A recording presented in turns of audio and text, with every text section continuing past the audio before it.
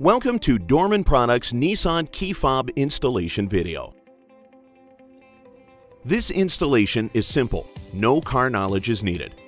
Suggested time of installation is 5 minutes. We recommend reading all installation instructions prior to attempting to program remotes.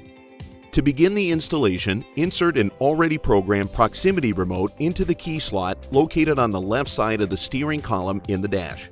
Once located, with your foot off the brake, push the start button to turn the vehicle on. These steps must be completed at the proper time frame.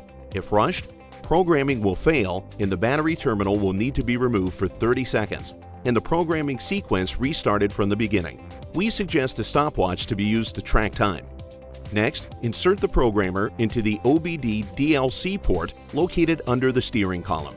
Once the programmer is installed properly, it will beep twice. After the programmer has beeped twice, wait 10 seconds. Then, with your foot off the brake, push the stop button to the off position.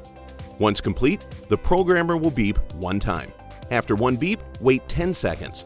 Then, with your foot off the brake, push the start button to the on position. Programmer will beep twice. After two beeps, wait 10 seconds. Then, with your foot off the brake, push the start button to the off position. Programmer will beep 3 times.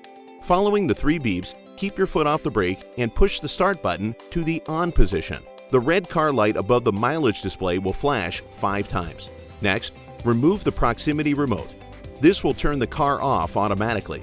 Then, insert the next remote to be programmed.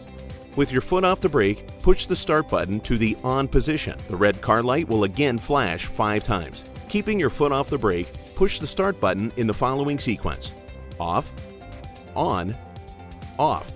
Once complete, depress the brake pedal and push the start button to the on position to start the vehicle. Finally, turn the vehicle off and remove the programmer.